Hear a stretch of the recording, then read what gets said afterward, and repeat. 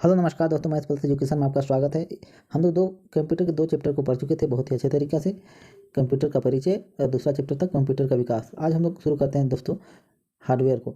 तो हार्डवेयर को चलिए पढ़ते हैं। हार्डवेयर ये तीसरा चैप्टर है। ऐसे ही करके सभी चैप्टर को धीरे धीरे कंप्लीट करेंगे। तो हार्डवेयर वे डिवाइस है जो सॉफ्टवेयर को कमांड देती है या सॉफ्टवेयर की कमांड पर कार्य करती है। हार्डवेयर किसे कहते हैं? जो सॉफ्टवेयर की कमांड देती है, सॉफ्टवेयर की कमांड पर कार्य करती है। जैसे हार्डवेयर को हम 3 तरह से बांटते हैं। पहला हो गया इनपुट, दूसरा आउटपुट और तीसरा इनपुट और आउटपुट दोनों मिला के जो बनता है उसमें बांटते हैं। तो सभी को एक करके देखेंगे, आप लोग बहुत ही अच्छे तरीके से समझ पा रहे होंगे। पहला है इनपुट डिवाइस। जिन डिवाइस के द्वारा हम कंप्यूटर की डेटा, शब्द या निर्देश आदि देते हैं, जो डिवाइस के द्वारा कंप्यूटर को डेटा, शब्द या निर्देश देते हैं उसे क्या कहते हैं दोस्तों? उसे इनपुट डिवाइस कहते हैं। कुछ इनपुट डिवाइस इस प्रकार है। कुछ इनपुट डिवाइस के बारे में पढ़ लेंगे जो एग्जाम में आने योग्य हैं। यहाँ से एग्जाम में प्रश्न बन सकते हैं, इनको याद रखिएगा, आप लोग याद कर लीजिएगा। तो चलिए देखते हैं सभी को एक करके। आप लोग बहुत ही अच्छे तरीके से समझ पा रहे होंगे। पहला इनपुट डिवाइस कीबोर्ड के बारे में पढ़ना है। Keyboard, mouse, MICR, OCR, VCR, track ball, joystick, speaker या स्पीच रिकॉग्निशन हो जाएगा या स्कैनर, ये सब इनपुट डिवाइस है के अंतर्गत आते हैं। OMR, light pen, web cam, microphone या टच स्क्रीन, ये सभी किसके अंतर्गत आ जाएंगे? ये सभी इनपुट डिवाइस के अंतर्गत आ जाएंगे। चलिए सभी को एक करके पढ़ेंगे बहुत ही अच्छे तरीक़ा से। और वीडियो को अधिक से अधिक लोगों के पास शेयर कर दीजिए। चैनल को सब्सक्राइब नहीं किया है, चैनल को सब्सक्राइब कीजिए। आप लोग को इस चैनल के माध्यम से निश्चित ही मदद मिलेगी। चलिए देखते हैं आगे, देखते हैं हार्डवेयर में पढ़ रहे थे कीबोर्ड। इनपुट डिवाइस के बारे में पढ़े तो पहला था कीबोर्ड। कीबोर्ड का आविष्कार किसके द्वारा किया गया था? कीबोर्ड का आविष्कार, इसको याद रखिए, क्रिस्टोफर सोलेस के द्वारा किया गया था। कीबोर्ड का आविष्कारक कौन थे? Christopher solace.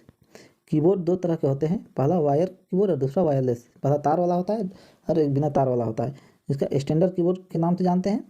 जिसमें स्टैंडर्ड कीबोर्ड में 104 कुंजियाँ होते हैं। कितना बटन होते हैं? 104 बटन होते हैं। और वही साधारण कीबोर्ड होता है, उसमें 101 से लेकर 120 तक की होता है। तो प्रश्न आ सकता है कि स्टैंडर्ड कीबोर्ड में कितने कुंजी होते हैं? तो 104। और साधारण कीबोर्ड में कितने से कितने कुंजी तक होते हैं? तो 101 से 120 तक। आगे देखते हैं टाइप ऑफ की कौन कौन प्रकार से हो सकते हैं उसको देखते हैं। चलिए टोंगल की किसे कहते हैं? जैसे टोंगल की का दूसरा नाम कैप्स लॉक की भी कहते हैं।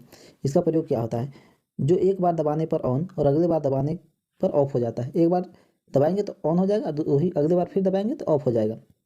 आगे देखिए, एक बार दबाने पर बड़े लेटर, यानी एक बार दबाएंगे तो बड़ा लेटर हो जाएगा, फिर से अगला बार दबाएंगे तो वही छोटा लेटर यानी स्मॉल लेटर में हो जाएगा। जैसे कि यहाँ उदाहरण के रूप में दिया गया है। तो पहले COM कंप्यूटर लिखा गया है, एक स्मॉल में कैपिटल में है। एक बार दबाने से स्मॉल, एक बार दबाने से कैपिटल। आप लोग अच्छे तरीके से समझ पा रहे होंगे। चलिए आगे देखते हैं।